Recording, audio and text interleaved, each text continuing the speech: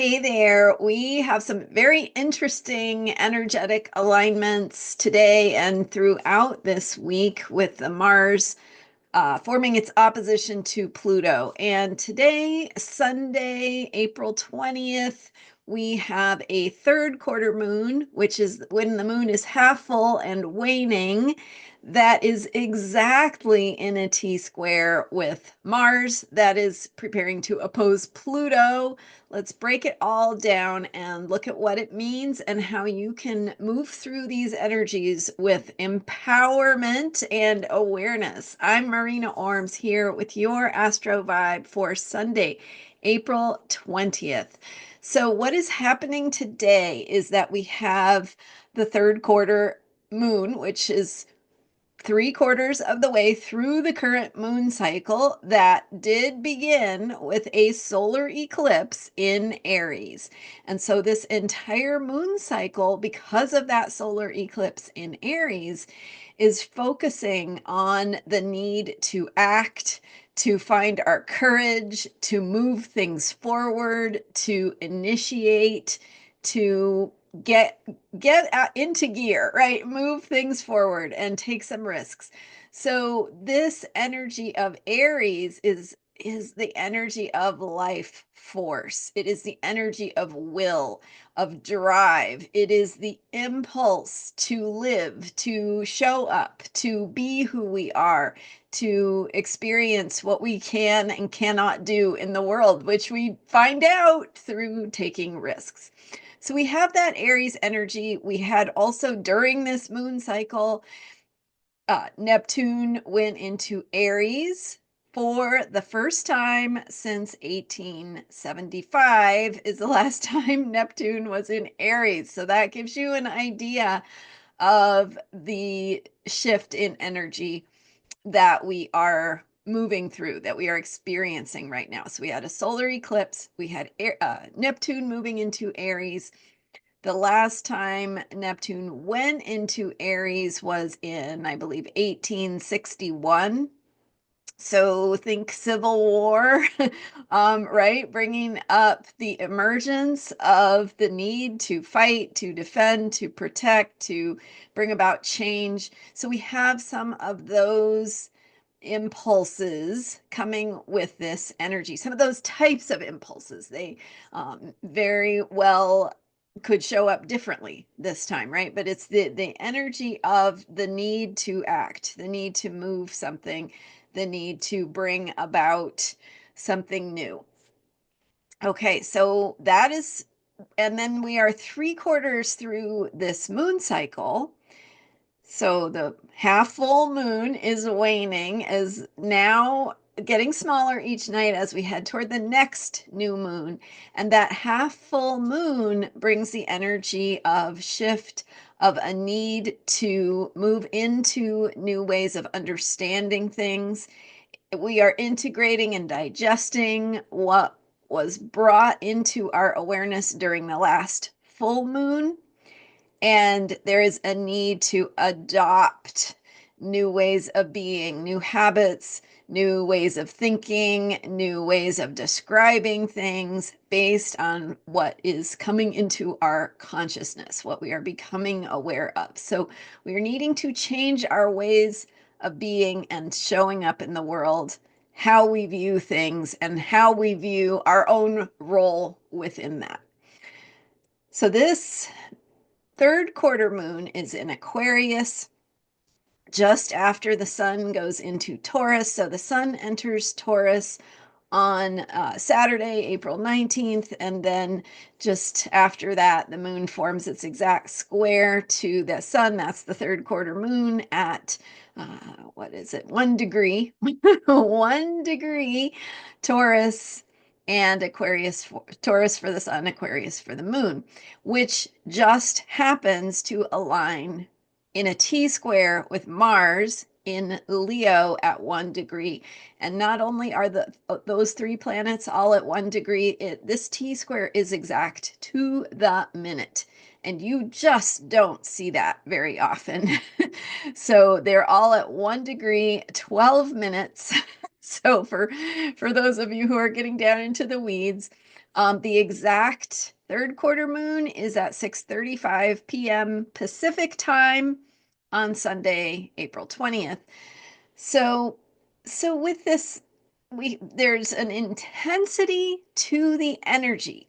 So the more exact an aspect and a planetary alignment is, the more pure it is. So the more the intensity, the more we feel the themes of what is happening.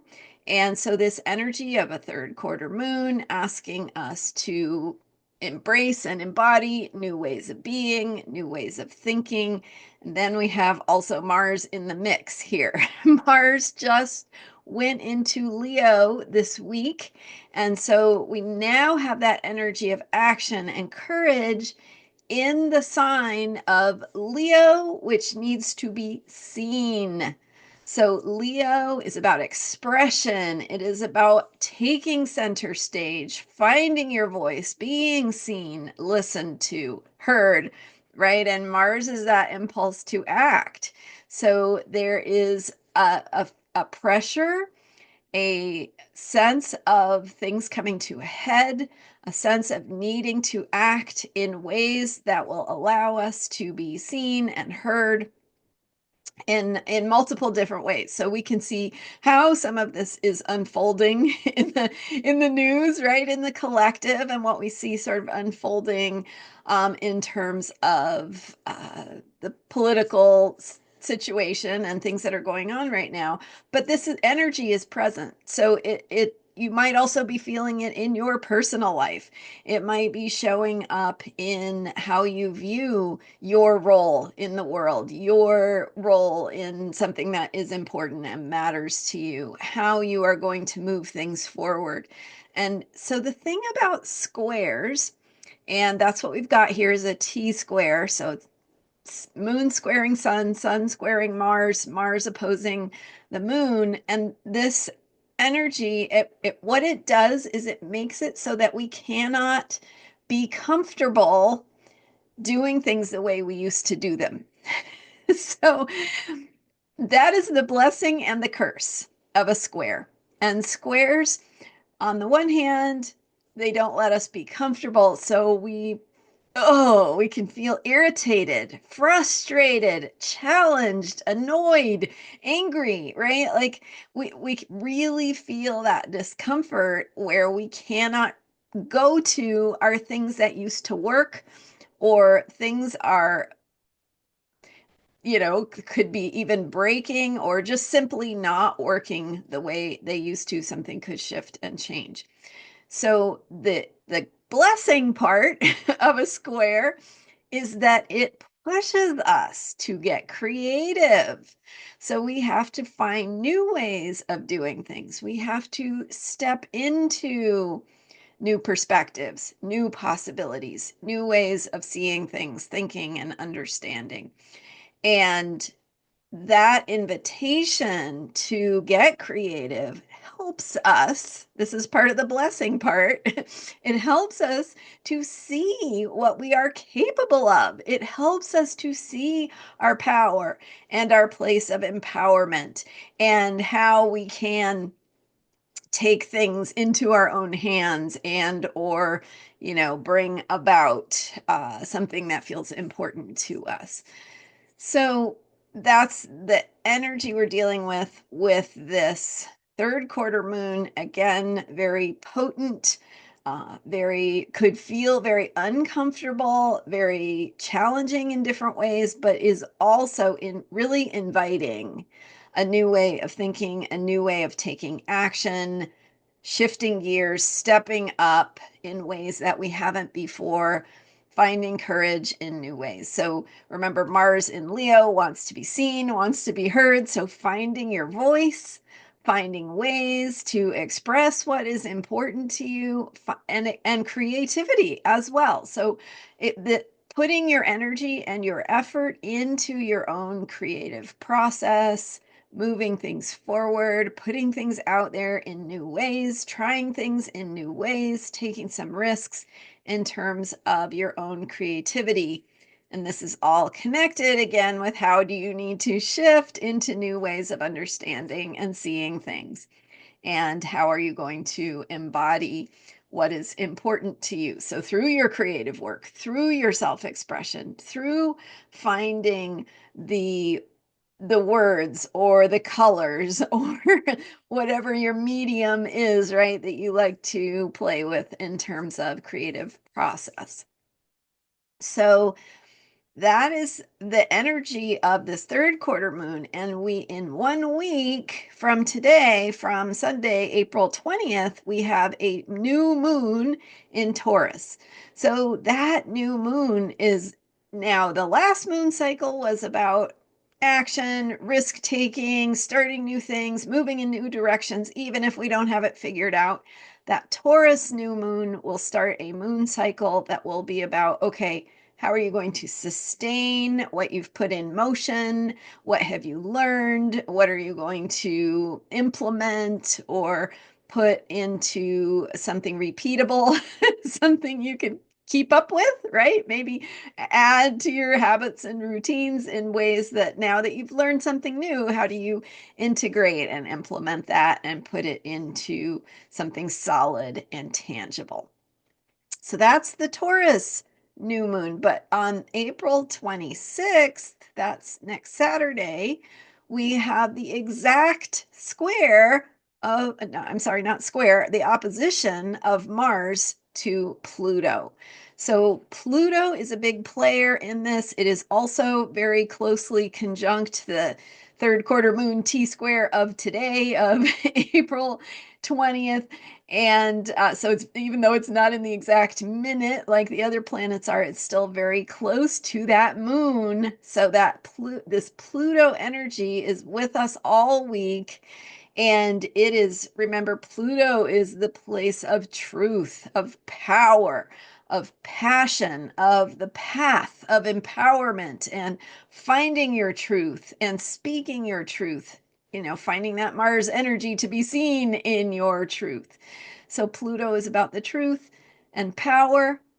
Aquarius is about freedom, it's rebellion, it's revolution. It is also higher levels of thinking, higher consciousness, also deals with technology. And on the more challenging side of Pluto and Aquarius, right, the dealing with the shadow, we are dealing with themes of higher technology and of technology, but also themes like what do our computers do? What do human beings do? How do we negotiate what we want our computers to do without losing our humanity? Themes like that, right? And AI.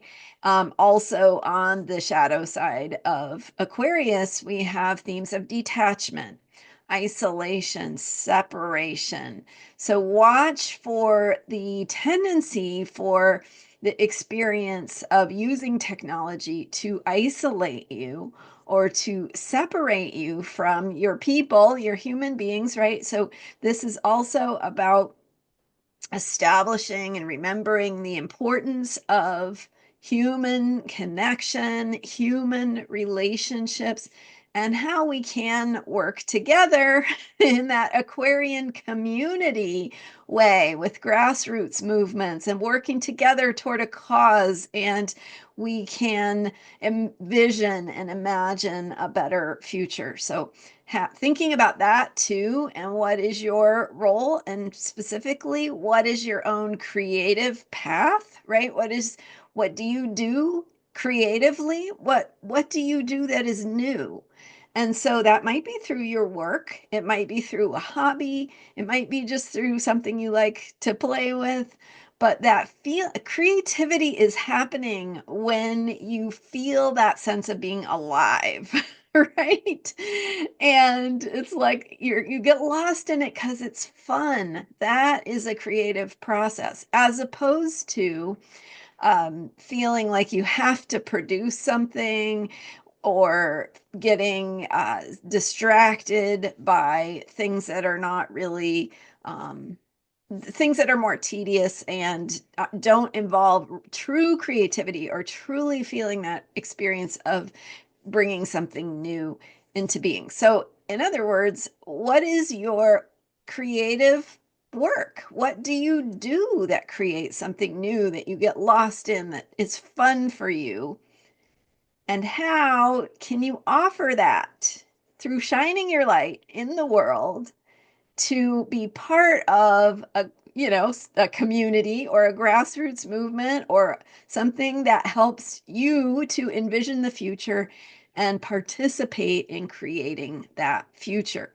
So there are certainly some pitfalls to watch out for with the Mars opposition to Pluto, right? It's a representative energy of what is evolving, especially, I mean, my perspective is here in the United States, so I'm speaking to that, but I think some of these energies are happening around the world, so you can probably relate to them in one way or another. That the Mars Pluto opposition, the first one, took place 2 days before the November election in the United States. And then the second one was on January 2nd, 3rd, depends on your time zone. And this third one is coming up on the 26th. So we certainly have the eruption of actions and choices and decisions that, some may agree with, some may not agree with. It may come up in different ways.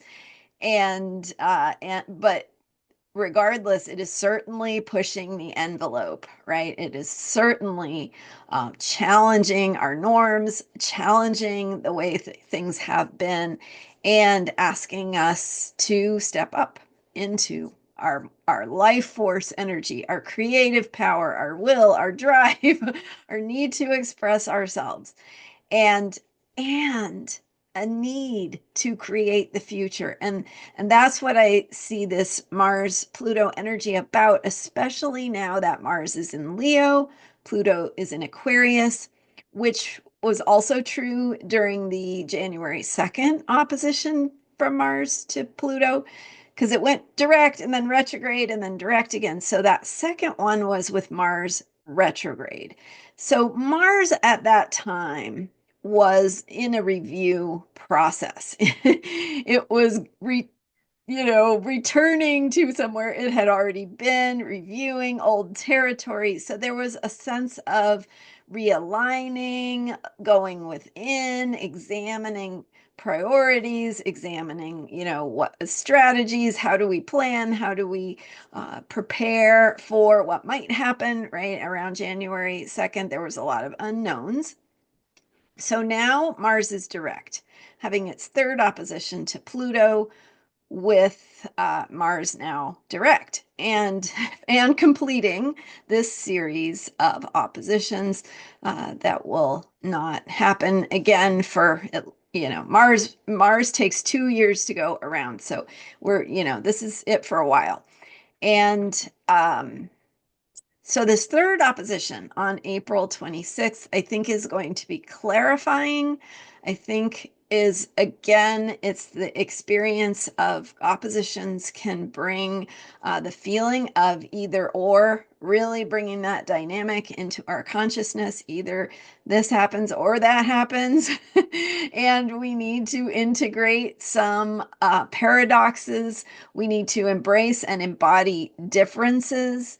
We need to align with people maybe that we disagree with, and decide within ourselves as well as collectively decide what we want to create, right? What we want to initiate, how we want the direction of our creative power to go, and what that will look like. So things are getting organized in terms of the energy. The energy is organizing inside of us, and that will help us choose what direction we are going. So listen to your own inner wisdom. Take that deep breath. Take that moment for yourself that you need to remember who you are, to come into your center, to get grounded, because this is energy that is already in motion. It is energy that you are already in, it's a journey you're already on. And so you just need to connect with who you are, what you're here to do, what feels important to you, and then just ask yourself and keep asking yourself, what is my next step? How do I do it from what things look like right now? What am I being asked to step up to or respond to or embody or where am I being asked to grow? So those are some of the things to think about with this Mars opposition to Pluto. I've also got a article post about this opposition that can give you some more tips, especially if you are interested in finding out what Mars through the houses, Mars in Leo through the houses looks like. So you can, if you know your own chart well enough to find where Mars is, what that energy could look like, where you could be being asked to step up and express your creative energy and what that looks like and might feel like for you.